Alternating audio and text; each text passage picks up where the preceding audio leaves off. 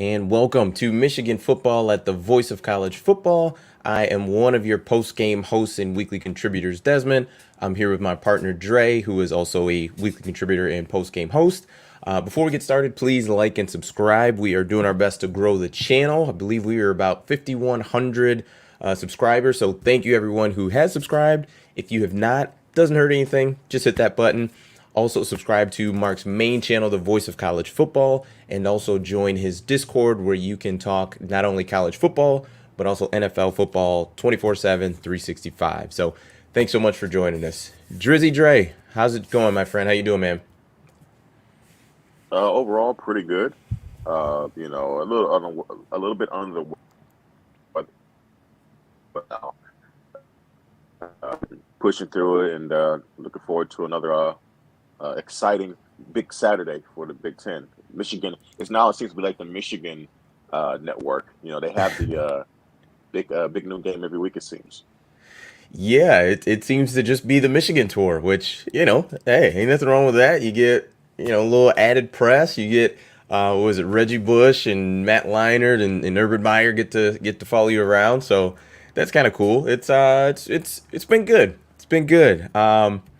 Yeah, Michigan is sitting in a really good spot. And it actually kind of brings you to the first thing I wanted to talk about was just the state of Michigan football fans. Like, where exactly is your mental status on what is going on, right? Like, so there's kind of two camps of one, just being excited, like in the moment of, we're rolling, we're undefeated, number four in the nation.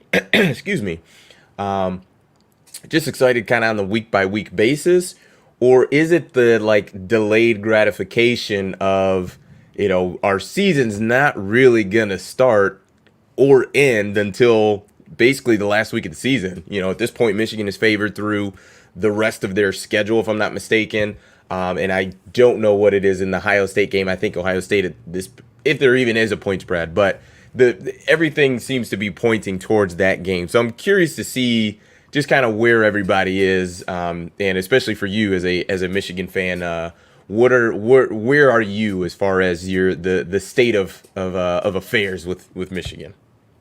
I think they're in a really good position in terms of repeating, at the very least, repeating what they did last year.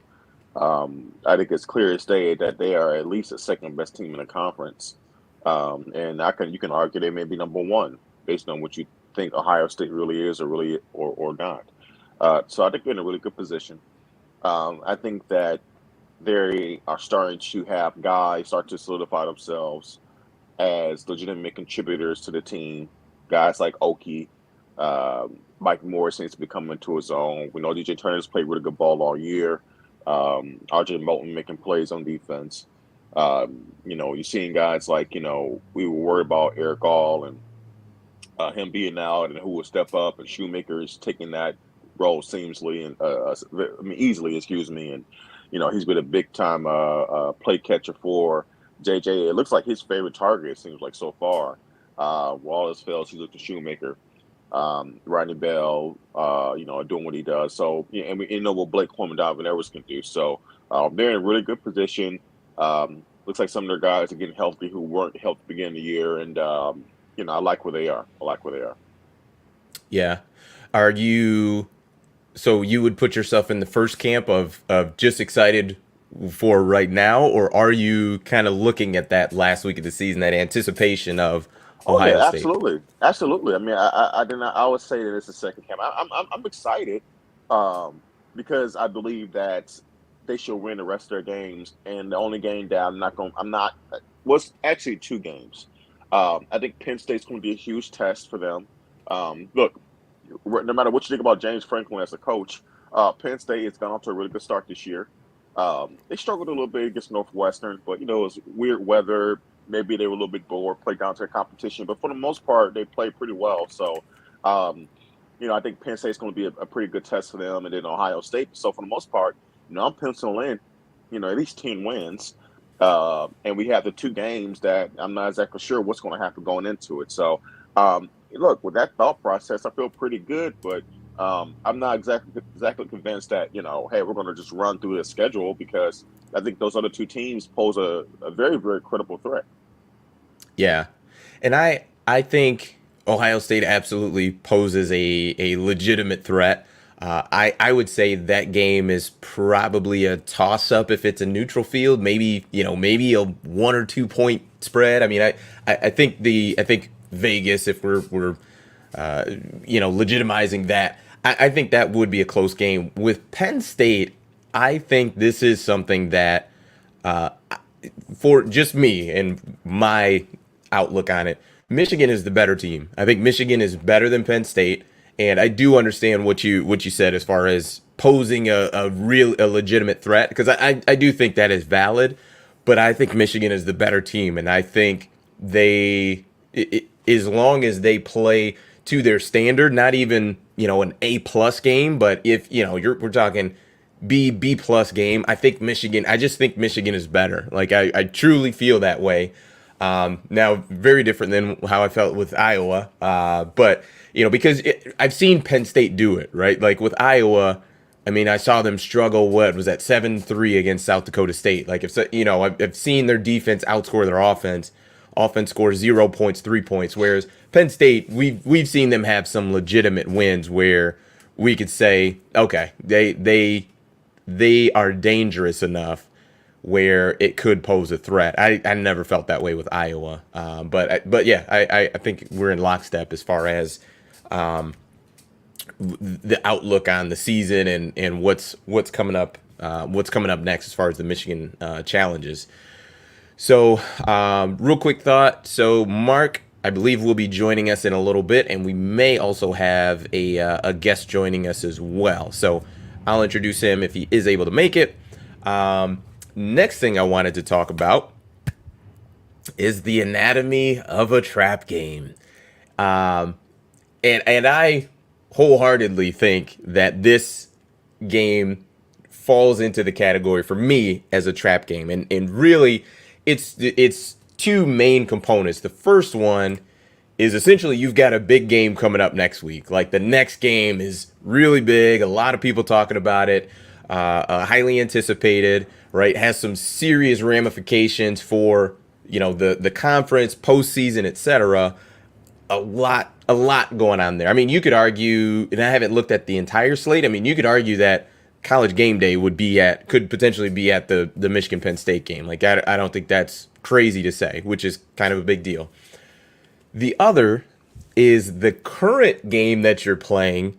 You see the spread on the game. It's I think it was 3 touchdowns of what I saw, 21.5. You're favored, right? You're around campus, and even friends and family are the conversation changes from how is the game going to be, and how do you how you guys are going to execute, what's your strategy, what are you going to do. It changes from that to, well, what are you going to do after the game? Like they start talking as if you've already won the game. Like I feel like those are two really big components when it comes to a trap game. And for me, in my eyes, this is absolutely a trap game for Michigan. What are your thoughts?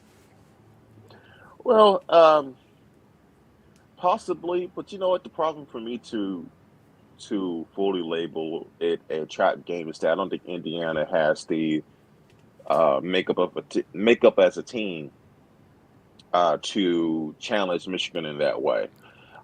Maybe maybe if you like the Maryland game was this week, maybe. I just don't think Indiana has what it takes to challenge Michigan if they catch Michigan sleepwalking a little bit. So I think in terms of the anatomy of a trap game, I think one, yeah, you do have to have a bigger game the following week. So that's a check there.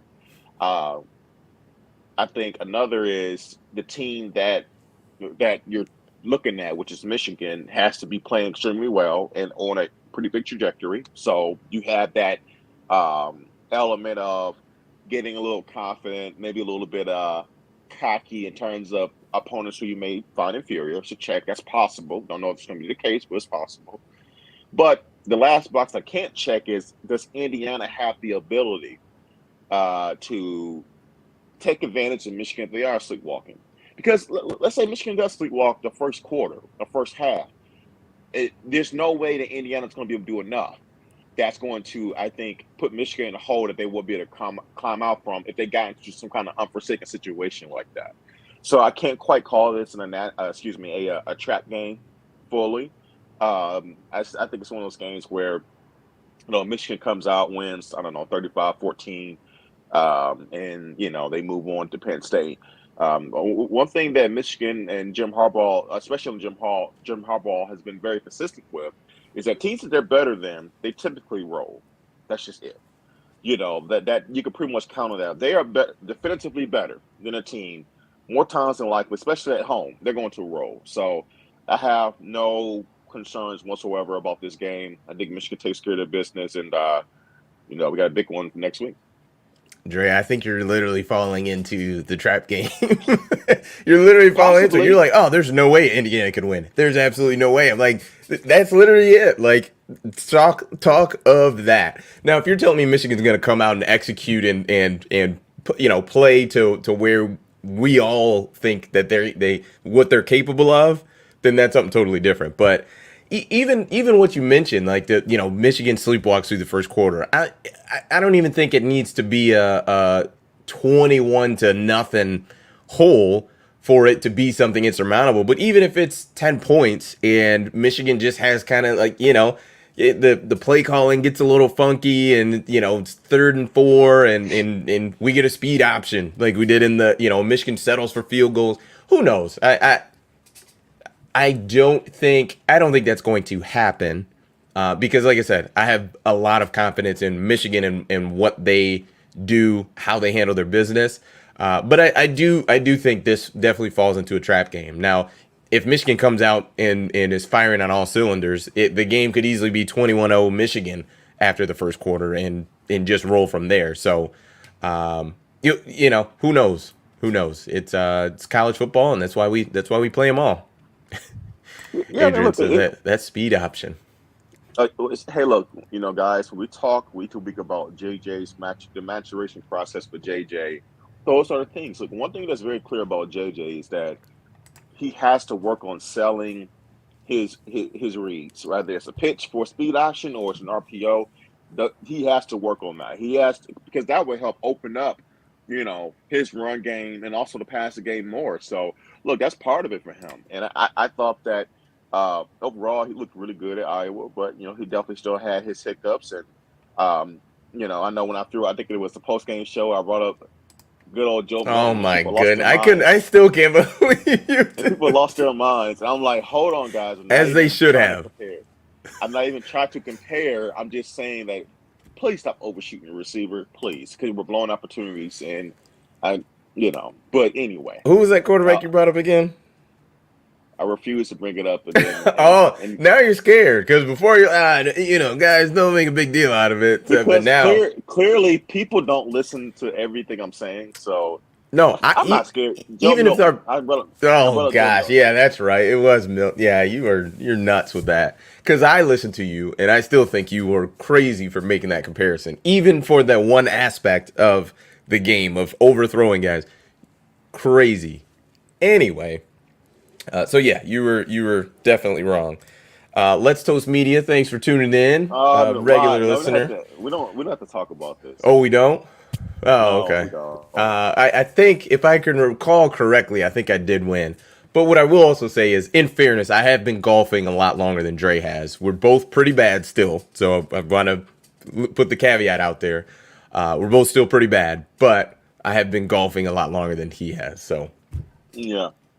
Yeah, well, it doesn't sit well with me. It definitely doesn't sit well with me. I don't like losing anything, but if you guys gather anything from us being on, and specifically for Dre, is that Dre doesn't like to take any golf tips.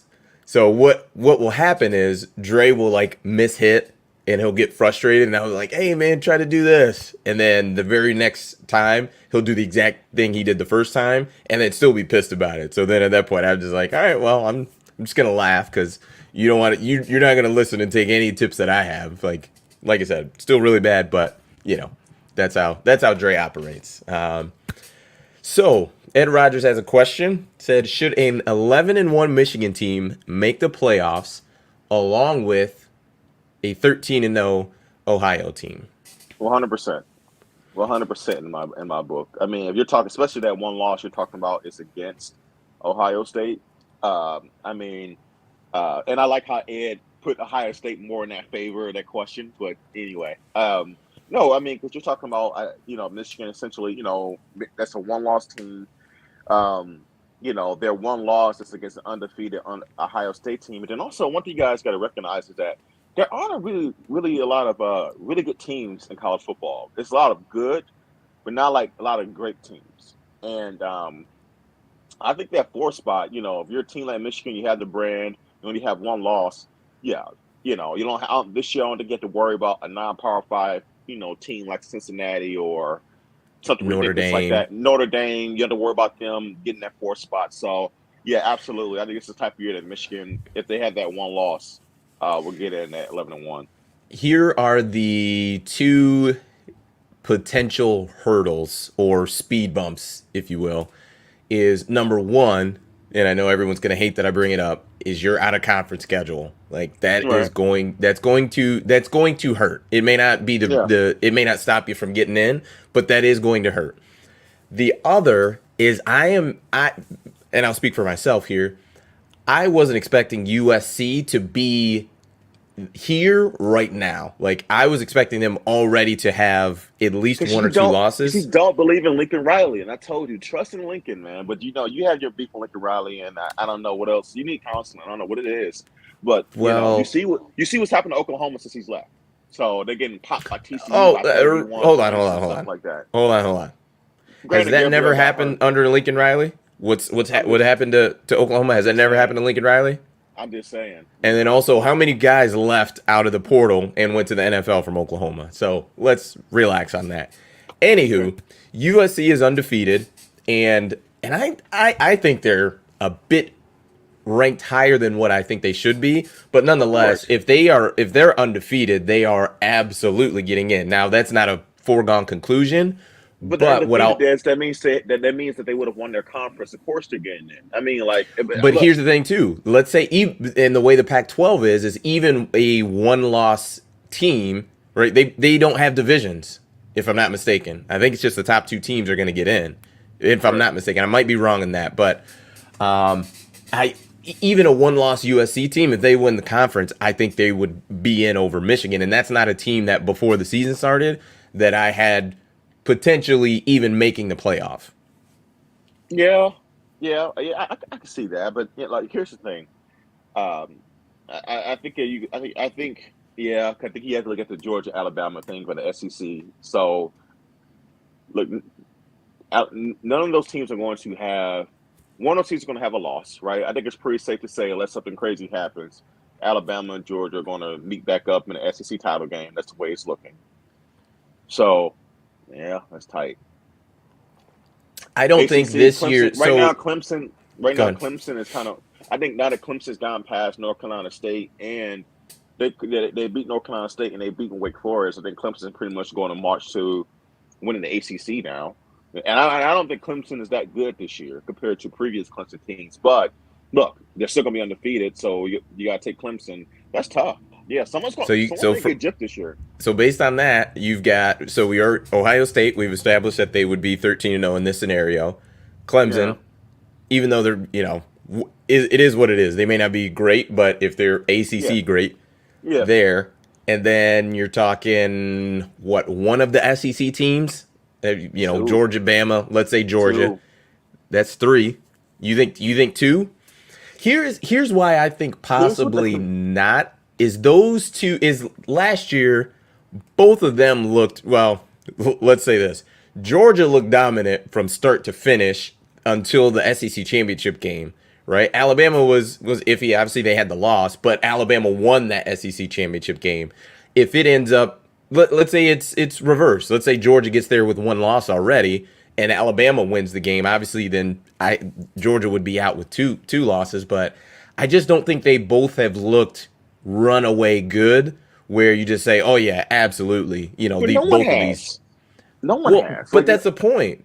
But still, like that. But that's my point. Like, you know what I mean? For Georgia last year, they lost the last week of the season in the SEC championship, but they looked so dominant the rest of the season. It was like, no, they absolutely got to be in. Whereas I don't feel that way now. You know what I mean? That's all I'm saying. Yeah. So I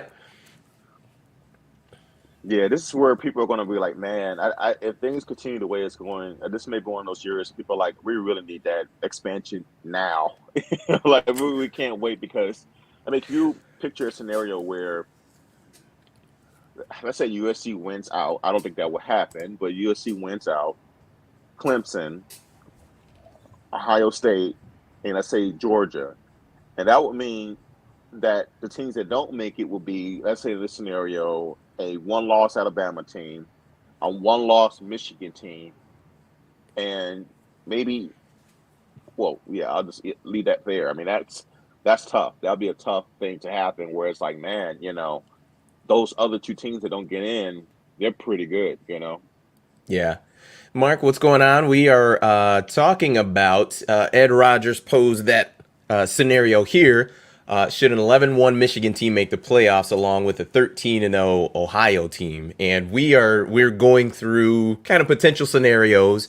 Two things that I mentioned, and I'll do it quickly, is number one, I think what could hurt Michigan, and not necessarily to keep them out, but what is definitely going to hurt them is their out of conference schedule.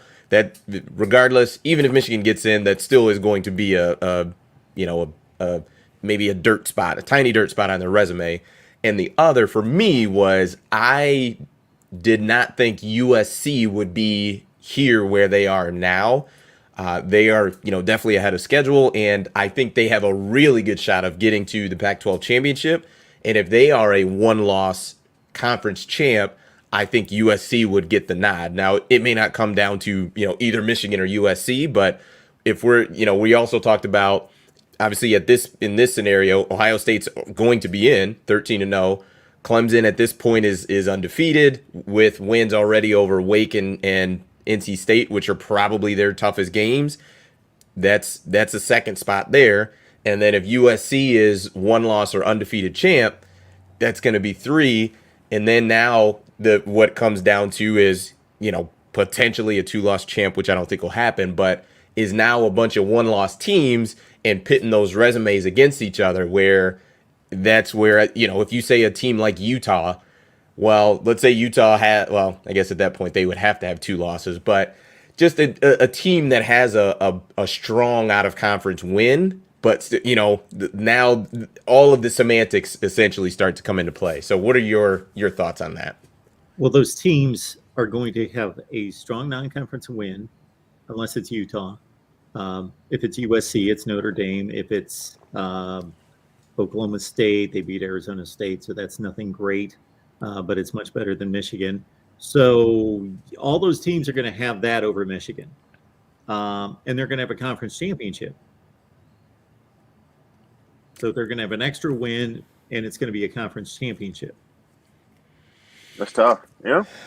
Look, or else they're not even going to be considered. Michigan would be considered over any non-conference champion unless it's Georgia or Alabama.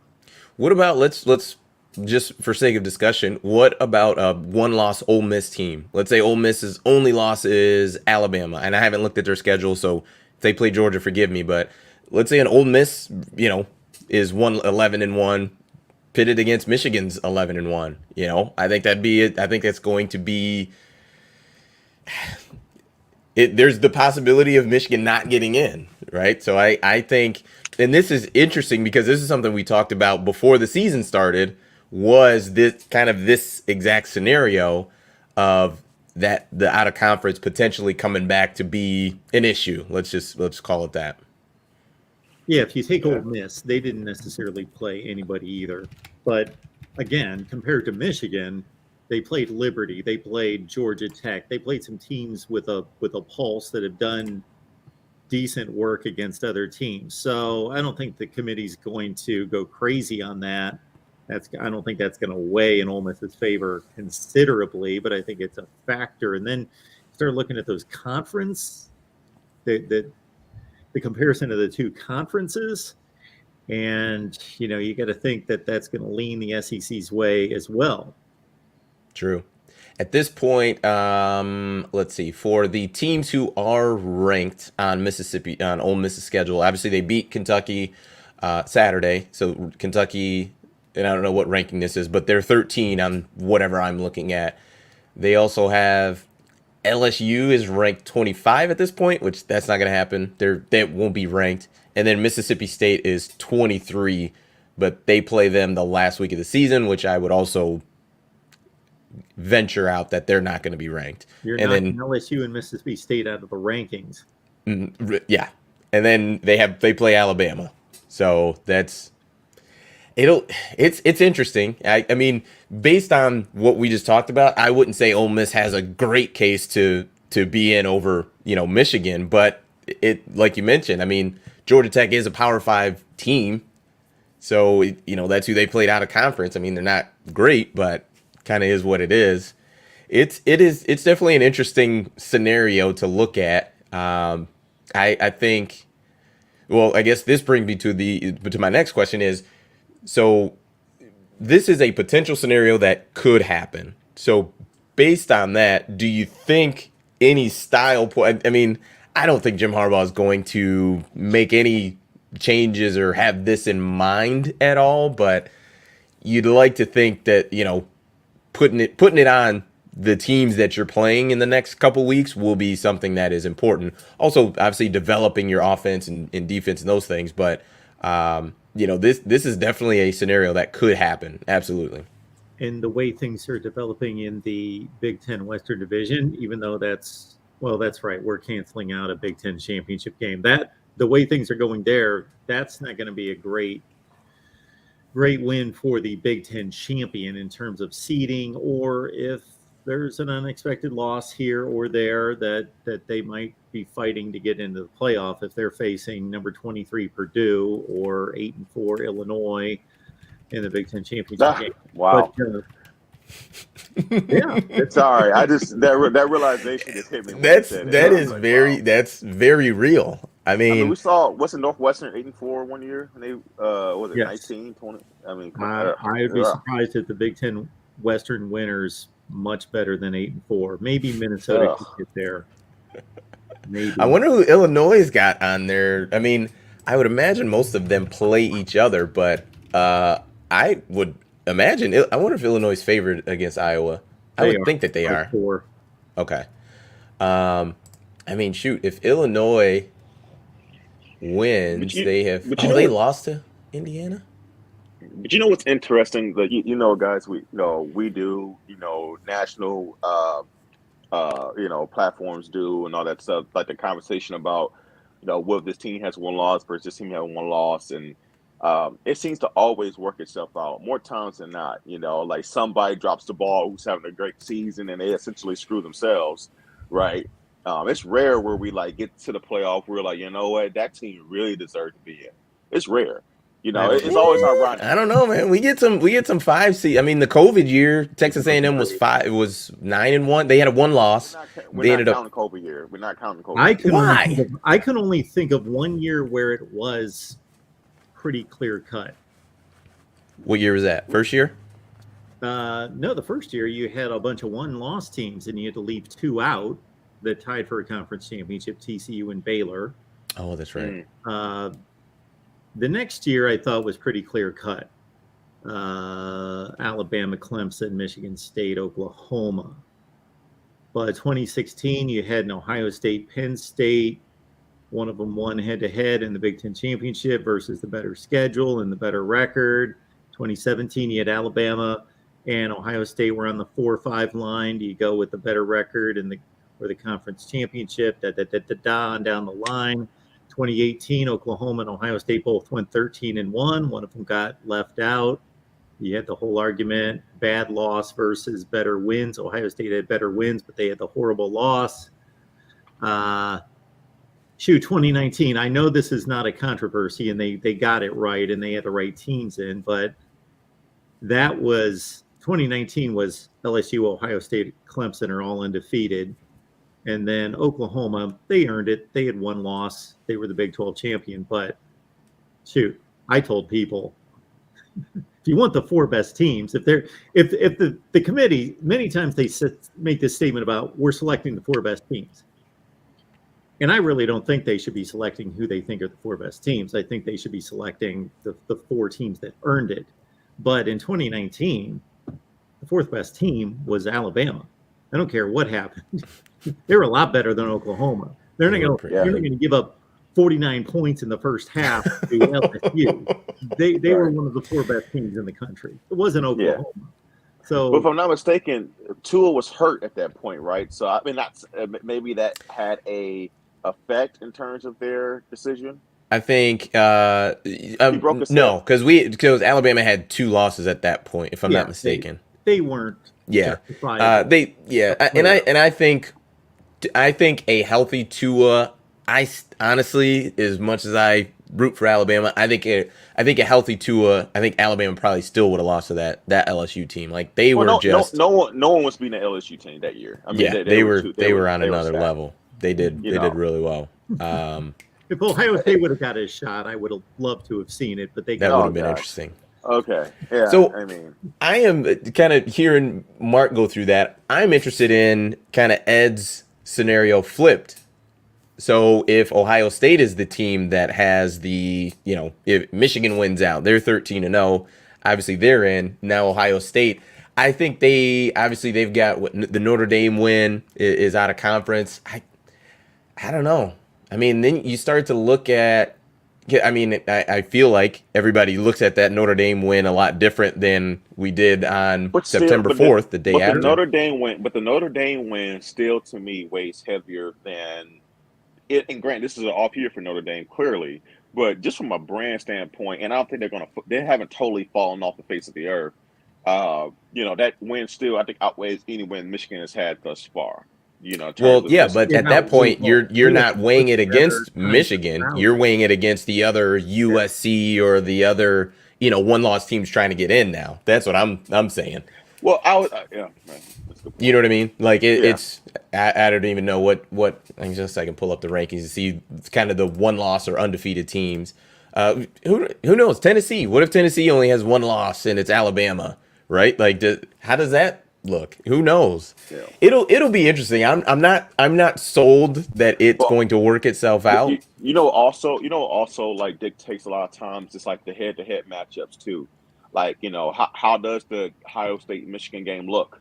Is it a last minute field goal or overtime? Is it like 2016 goes to a double overtime and it's a bomb burner from the beginning to the end, and that's where it's like, okay, wow, these teams are literally evenly matched. They have pretty much an identical season. They both deserve to be in, I think, but, if it's like 2018 and they both meet with high rankings and aspirations and have really good seasons, but, one team just smacks the other and drops 60 points on them, then yeah, that's going to weigh heavily. So I think that also, matters. It's like these head-to-head matchups and how these teams do against each other, Yeah, that definitely comes into play. Say Oregon, let's say Oregon, case in point. Well, if Oregon, wins out, and they win the Pac-12, right? And Georgia loses the game. Well, I'm pretty sure the committee's going to weigh the Oregon-Georgia game, the first game of the year. That would be fascinating. Oregon wins the conference championship. They're 12-1. Georgia goes, what are we going in this? Let's say they lose to Tennessee and they don't even go to the SEC championship game, but they're 11-1 and they completely annihilated them. But that was a long, that's another thing. Does this go through the committee's mind? Because you guys are NCAA tournament guys. That committee's more looking at, we don't care what that team was in November. Sure, right. Those are wins and losses on the resume. They count, right. But we're looking for who, if we got to make a decision, who's the better team right now. Right. And absolutely. Oregon, Georgia, I don't think any reasonable person thinks there's 46 points difference between those two teams. But that's what happened when they played. Mm-hmm. Mm-hmm. No, those things can happen. You're like, well, hold on a second now. Like, that was the first game of the year, but it was so one-sided where it's like, man, like, can we really like put in this Oregon team over this Georgia team after what they did to them head to head, neutral field? Like that's where it does get interesting. It'll be interesting. It's actually kind of exciting, like just talking through these scenarios to see what would happen. Gosh, I look at like a team like BYU. They're ranked 16 right now. I think what did they? They're 3-1. So, man, these ads are the worst. So, I mean, I wonder if a BYU wins out, what would happen Okay. there? All right. Good night. they Good night. finished Good their night. season. Good night, Desmond. Go back into your hole. Yeah, Hey, BYU. They're done. Get off the They might wormhole. be, but they No, also might not no, be. They lost to no, Oregon by like 3 touchdowns. no, They're dude. Put this. they're This is essentially, I think, a 7-18 race to get into the playoff. And that's it. And what's going to happen, guys? I know, like, it's going to shake out. Someone's going to drop the ball. Hopefully, it's not Michigan versus Indiana Saturday. No, Since- hold since on, that- wait a since you minute, called- hold since you on, called- since you called it a no. trap game, since you called it a trap game, someone's going to. It always happens. Somebody's going. And to you drop the just ball. told me like, oh, there's absolutely no way that would I ever said happen, hopefully- and now, I said hopefully it doesn't. Like, oh I'm my just saying, like, gosh. I was trying not to jinx them by saying someone's going to drop the ball. Like, someone is. Like, Ohio State, Michigan, Penn State. Like, someone's going to fall out this thing. Especially when these really good teams play each other, right? So, look, every year we all, when they especially play when, each other. Somebody's Well, yeah, got to I'm lose saying- the game. right. I'm just saying, like, so we have these years, when Penn State, Michigan, Ohio State, even MSU are both good. Like last year, right? And there's a certain point in the season where all 4 of those teams seem to be like a legitimate running to win the Big Ten at some point in the season, midway through or whatever it was. And you start having this conversation, and you know what happens? They play head to head, one beats the other, and it always shakes out. So, I mean, and then and I think the great thing about, you don't have the posers like Notre Dame being in the mix. They're out the way. You don't have to worry about them. Shots You don't have to. fired. You don't have to worry about a non-Power 5 team getting in the mix, like Cincinnati and all that. Like, they're off the way, right? It's all about the big boys right now, and I'm just not too worried about it. I'm really not. It'll be interesting to see what happens. Let me see. Gosh, is this not updated? Because this shows Kentucky undefeated. I think it'd be fascinating. I don't think it's going to be clear cut. I think with, like Mark said, most years there's an argument for number 5 to be in over 4, and I don't think this year will be any different. And I just think because Antoine mentions a couple times about Michigan playing cupcakes, that everybody does it, and I agree with the premise. But the tough part is you don't have any Power 5 schools in your out of conference. Like, you want to play 1 or even 2 cupcakes, that's fine, but you gotta have somebody with even a Georgia Tech, like it, in the out of conference where you've got at least something to kind of hang your hat on. I don't think Michigan's out of conference is going to be able to get up against anybody's. Des, you got people pimping Maryland as like some kind of legitimate team. It's like, stop it. Like, they're okay. They are not some contender. They are better than they used to be, for sure. But let's stop this with this whole Maryland love. MSU sucks. Okay? It's just like, guys, you have to pimp up our wins. We don't have a great win right now, and that's okay because Michigan is taking care of their business. But it's okay to acknowledge, what? They really haven't played anybody who's really good this year. That's just it. But they will. Penn State's going to be one. Ohio State's definitely going to be one. But as of now, we haven't really beat anybody legitimate. What if, and this is obviously hypothetical, what if literally the Saturday night after all the conference championship games are played, and Sunday when we're usually doing the reveal of top 4 teams, all that good stuff, what if they just said, committee sat down, they talked about it, and we're just gonna do the full, was it 16? We're just gonna do it this year. We're just gonna, everybody voted on it. We talked to all the chancellors, all the presidents, all the powers that be. The NCAA has no leadership, so yeah, we just decided, like, let's just do it. We're going to expand it right now. How would you guys react? I'd be floored. It'd be incredible, but I would be floored. I would say okay. I mean, look, it's more football to watch. A couple extra playoff games and stuff like that. But yeah, I mean, hey, I'm never going to turn down more football, especially in college. If they go to 16 teams, then that takes the committee's power and it lessens it considerably because anybody can pick 16 teams. Like Oh yeah, if You've we get got to to the be end of an the season, idiot. if we get yeah, to the end of the season, and all three of us look at the standings and however we evaluate these teams, and I say, Des, pick your 16, Dre, pick your 16. I'm going to pick my 16. They might be off by one, maybe two, and they're going to be right at the bottom. So they probably don't have a chance to win the national championship. And so the controversy is somewhat over because you got all the conference champions are in. You got anybody who's got any conceivable chance of winning a national. If you can't make the top 16, then you know yeah, Yeah. right now teams have gripes because they're legitimate. They're legit. Teams have legitimate gripes every year to say our resume is just as good as four, or we won right. our conference. Why can't we be in? Because this is a stupid system. But if it's 16, then nobody's got a gripe, and any fool can look at the top teams in the country and at least get it within one or two. Yeah. And I think, like, for example, like Texas A&M, like I'll pick them just because they're so bad now.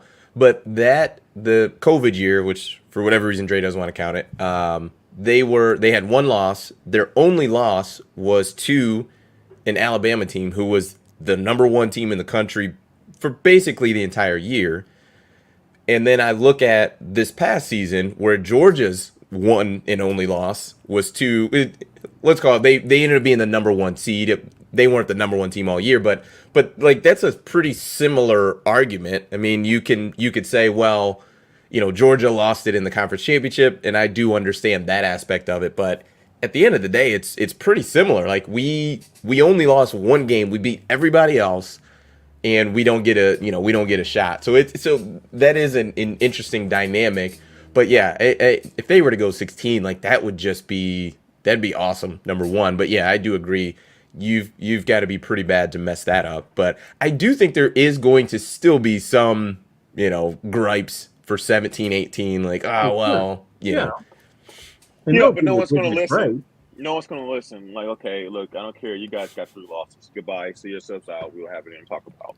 Well, Go ahead, Mark. so I'm split on that because I completely agree with you, Dre, because I just said it 3 minutes ago. Yeah, you've got every chance in the world to win the games you need to win to make sure you make it. But there's still going to be teams that have legitimate gripes because I've gone through the exercise of going through like a decade saying, okay, if we got a 16-team playoff and if we based it, and I've used like 3 or 4 different criteria, one being the selection committee, just exactly what they had, 1 through 16. Da, da, da, da. And you do almost every year have a log jam of teams where it's like, really? They're going to make it? They're not going to make it? Really? What are you going to do? And a lot of those times, some of these teams get kind of penalized by going to conference championship games and losing. So are you really going to is a team going to be number 14 in the country and they get waxed by Ohio State in the Big Ten title game and it's Wisconsin? And you're going to drop them because they I didn't think about that. Championship game. Wow. Yeah. I didn't think about that. All the time if you go through. Wow. Yeah, they're dropping a couple spots, yeah, for sure. Yeah, it's also based but on, like should I? I guess that's the argument. Them? If they play a decent game, shouldn't the number 14 team lose by a couple touchdowns against the number 1 team in the country? It should actually be to their credit, as long as they play pretty well. It's interesting. Since we're kind of on this, what are your thoughts? Because I believe the format, and this is a year out, but the format is the top 4 get a bye. And the second, do I have that right? I think the top 4 seeds, I believe, get a bye. And then the 5 through 8, I believe, are hosting playoff games on campus. So, and not that it's a detriment that you're having a bye week, but the top 4 teams don't get a chance to host a playoff game, which I think would be, number one, incredible, but number 2, like a good a good prize for being a top four. So I guess it's the balance of which one is better, having a bye week or having a game on campus. Because some of these teams, man, that is a lot going to, some of these stadiums. So what do you guys think is more important, a bye week or a home playoff game? I don't. I go a bye week. Because it's just 1 week. I actually don't like how there's like this too. I think it's too big of a gap between the conference championship and the playoff. Actually, but I think 1 week is actually pretty good. Let guys get rested up and stuff like that. And I don't think it's that long of a gap where guys can get rusty. So I think that's more important. Get a bye week. Case in point for Michigan, a bye week can make the difference between Dalvin Evers, who struggled with, being banged up this year, and him being fully ready to go or not being fully ready to go, right? So that's a big deal. So yeah. Mark, Mark's gonna have some data with it. I know that for sure. On this one. Well, let me go first because I know Mark is gonna slam it home and crush it. It is. Well, here's why I'm actually really torn on it, but I would argue the bye is more beneficial just because you have to win less games to get to the national championship. That'd be the only thing. More direct path, yeah. You know what I mean? That would be it. But Mark, go ahead. Okay, so you guys are NFL fans. Mm-hmm. Yep. So to me, I'm not a big fan of buys in any sport, but at least in the NFL, they make sense. They were earned buys. There's a reason if the Kansas City Chiefs win the Western Division and they're 13-4, and the Baltimore Ravens win the North and they're 12-6 or 12-5, that there's a logical system and everybody plays everyone. The schedules are so consistent, so even. So those teams legitimately earned a bye in a system in which you can fairly judge the teams. And the standings dictate who gets the buys. You got the better record, you get the bye. You have the same records, you won the head-to-head, you get the bye. Common opponents, you get the whatever, there's a pecking order, it makes total sense. In college football, you can't convince me that these buys would be earned. They're going to be determined by the committee. They are going to select, and this is a difficult task too. Just go season by season, back through history and try to determine, okay, what conference champion is your 4 seed and what conference champion is your 5 seed, and justify it. That's believe me, if you go season to season, it's just like picking versus 4 and 5 many years. And so that's going to be up to the committee. They're basically giving somebody a bye, which I think is a huge advantage. So here's the advantage in my eyes. The obvious, they can't lose. You get a bye, you can't lose. so that's the one obvious thing. The other team has a 50% chance of losing, 40%, whatever it is. So it's pretty substantial. But beyond that, the team that's got to play, they can get hurt. You can have one of your best players get hurt. You can have 3 defensive starters get hurt, whatever the case might be. Injury could knock a guy or 2 or 3 out of the next game. Point number 3 would be just wear and tear. Even if we're not talking about injuries that are going to knock guys out, you're talking about wear and tear on your team.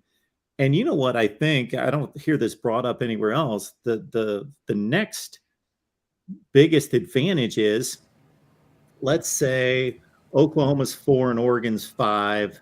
So Oklahoma gets the bye. Oregon has to play a home game against number 12 in the first round. And let's say number 12 is Penn State. So Oregon's got to play Penn State. So it's tough enough. You got to concentrate on a good team and you got to beat them. But on top of that, Oklahoma gets to sit there and they say, okay, in 3 weeks, we're playing either Oregon or Penn State. Half our staff is going to scout Penn State, half of our, so get all the game film and we can go to town on these 2 teams. While for 2 weeks, those 2 teams, they got to focus on each other. Mm-hmm. And so, Oregon can't be like, oh, well, we're going to look ahead to Oklahoma and kind of ignore Penn State. You can't do that. These teams are way too even.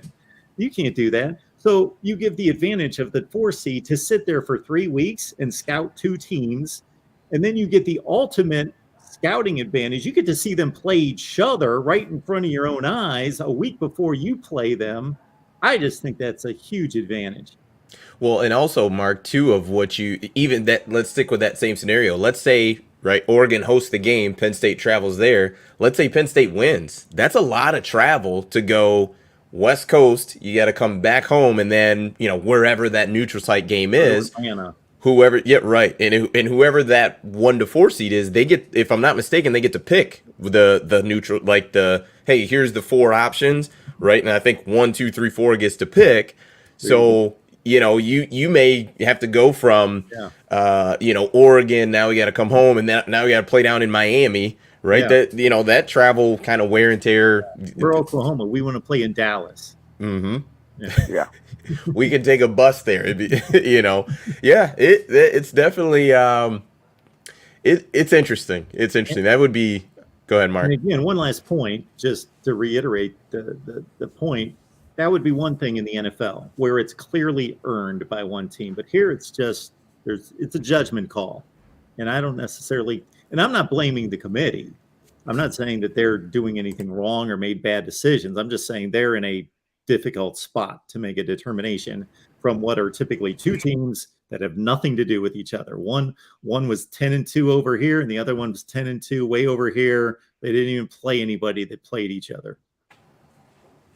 Yeah, that is a difficult spot. And I feel like, well, the tough part is now you're talking about the Pac-12 and even the Big 12 of, with Oklahoma and Texas moving of, what is that conference going to look like? And, potentially dissolving, maybe not the Big 12, maybe the Pac-12 or whatever the case may be. Well, then if you only have, it goes from a Power 5 to a Power 4, maybe that makes it a little easier. How about that? I mean, if we're going to stay with the same format, but that would be interesting if that happened. Like, kind of what does that aftermath look like if we get 4 power conferences instead of 5?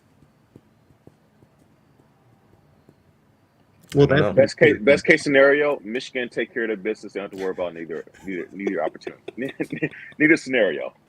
JJ for Heisman. I mean, that's what people want to hear me say. No, of course they do. I'm just trying to think off the top of my head of, let's just say, the Harbaugh tenure. I mean, I think there's only been 1 or 2 seasons where they finished outside of like the top 15, 16. I mean, the COVID season wasn't great, but outside of that, I'm not sure. Oof, they had 1 year with, I think, Rashawn Gary. I think they had a bit of a rough season, if I'm not mistaken. 17. Yeah, outside of that. What's that? Said with good old John O'Corn at quarterback. Was that John O'Corn? Yeah, that was John O'Corn, and that was some Brandon Peters too in there, right? Yeah, before he got destroyed at Wisconsin. Yeah. Well, I think I've thrown this one out when we had this conversation a long time ago. If you throw out the Luke Fickell season, Ohio State would be a 12-team playoff every year since 2004. 17 years in a row. That is crazy. That's crazy. Like, not even spreading. So there's an argument that's floating around about, and we're just kind of on this, so guess we can keep rolling. People tuned in for the Indiana breakdown. Look, man. Listen, I think it's a trap game. Dre thinks there's nothing to worry about at all, and Dre feels about Indiana the way I felt about Iowa. Pretty much. So Tom Allen's kind of a character. He's going to get his guys roughing it up and try to get his guys hyped up and stuff like that. But it's not going to matter. They can come out there, and be as energetic as they want to. They're not good enough to beat us. They were bad enough to break Nebraska's 9 consecutive losses against FBS teams. That's how bad Indiana is. Yeah. I'm going to bow out. You guys are doing amazing. See you next week. Cool. Thanks for tuning. Thanks for joining us, Mark. We appreciate it. So Dre, I want one last thing. We're getting close to our time, but there's an argument that's floating around the CFP expansion that if my team gets more access to the playoff. Let's say I am, and I'm just looking at the rankings, I'm Wake Forest. Me getting into playoff once every 2 or 3 years is going to help my recruiting. Do you believe that or not? That Uh, essentially getting it, say I squeeze into the playoff once every 3 years and get my doors blown off, but I'm in the you're there. playoff, You're right? there. And I can Um, potentially go into a kid's living room and tell them, hey, we've been there. I don't know, maybe slightly, but at the end of the day, what those kids are going to be seeing is that who's really playing on a big boy stage, right? Like they're going to be probably watching. They're really going to be watching the semifinal and the final game, right? That's when they're really going to be. That's going to get their most eyes. So I don't really think so. It's it might be used as a recruiting tactic, but in terms of it being more effective, I don't know because kids know who are the real big dogs and not. Because to me, what's the difference between you being a 15, being ranked fifth and just missing the playoffs compared to being ranked 16th and getting in, excuse me, eighth and getting in. Like I'm still like, well, that 15 still better. You know what I'm saying? Like, and so that really hasn't mattered. So now I don't think it's going to change too much. Yeah, I just have a hard time with it. The only thing I can think about is if you are one of those 5 through 8 where you can host a game, but just squeezing in and getting your doors blown off, like I just don't see how that's beneficial to a kid, right? Because if I am whatever, Dre University, well, what you made the playoffs a couple years, okay, but Alabama, Ohio State, Michigan is winning it every year. Like, so why? You know what I mean? Like, what? I guess there's This no benefit there. In my eyes. Yeah, no, the selling points are still going to be the same. Like it's still going to be the same selling point, which is that it's going to be the has and have not still. It's the teams that are winning this championship or playing in a championship game who are getting the most kids in the NFL. That cycle will stay the same no matter.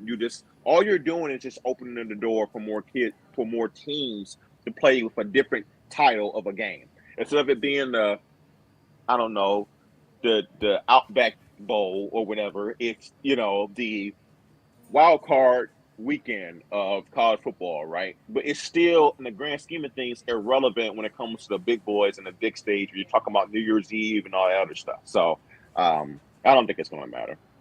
I agree. I agree. Nick, thank you so much for contributing to the channel. Nick says Michigan will open it up in the passing game against Indiana. I Iowa hope was so. not the team to put the ball in the air against, and JJ still threw 24 times. I think that's a great point, and I think not only open it up, I think they are going to hit some deep shots. I think they're I going to hope throw so. it deep Don't over. often. Well, throwing it deep is one thing, but not overthrowing is another. Man, So you are tough on JJ, dude. That was his what, third start of his entire because career. with much to be expected, I'm saying that totally wrong. You know what I'm trying to say? The kid is highly talented, No, go ahead and say and it. What is it? I think the actual saying To is whom much with is given, much is much is expected. much is expected. That's what I'm trying to say. And He hasn't so been given anything. He earned it all. See? he's been given a lot of praise. He's been given a lot of high expectations. Well, I expect him to come through in that because I see that potential in him. So yeah, I'm going to be critical because I know he can do it. If I thought he was limited like Cade, I wouldn't really critique him on it. I never really critique Cade on taking shots down the field. I critique the play calling, right? Because I know that's not really his strength. I can critique JJ because I know he can do it. I believe JJ has the potential to do everything he wants to in this game. So yeah, I'm not going to accept you overshooting your guys by 5 yards. There's Dre's Twitter, Antoine. He always asks for it. Yeah, Oh it's all man. good. It's all good. So yeah, the spread is 21 and a half or something around that last time I looked at it. I think Michigan's going to take care of business. Dre, do you think they cover? Yes or no? What's the spread? 21 and a half. Let's say it's 21 and a half. No, You don't think they're? Hold on, man. What is happening? You're telling me it's because impossible that they're going to lose. or You know yeah, that they're why? gonna lose, and You know it's why? not a Because trap game, none of that, but they're not it gonna doesn't. cover. I'm not saying it's going to be a 10-point game. I can see a last minute drive and touchdown by Indiana because one thing Michigan has shown, and I think a lot of people would agree with me on this, is that they give up a lot of last minute touchdowns, like a lot of last minute garbage time touchdowns. They play really, really vanilla, very, very vanilla. So I can see that possibly coming back and hurting the spread and making a lot of people upset because they're going to lose their bet. But so yeah, I'm going to win and say they don't cover just because of that, because they're going to play a little too vanilla down the stretch. But in I'm gonna turn, say they cover. but, okay, well, fair enough. Man, you are all over the place today. It's good to see you though. Maybe it's the sickness kind of settling in on you. Make sure you Hey get you man, some citrus and all that good stuff. Some hey, I ginger too. appreciate. It's good for you. Well, I appreciate that, brother. I appreciate you all out there too. Well, thank you everybody for tuning in. Please give us a thumbs up on your way out. We greatly appreciate it. We will be here Saturday, 3:30 ish, after the Michigan game wraps up, and we'll be here talking post game. So that is it for us. We appreciate it. Peace. Peace.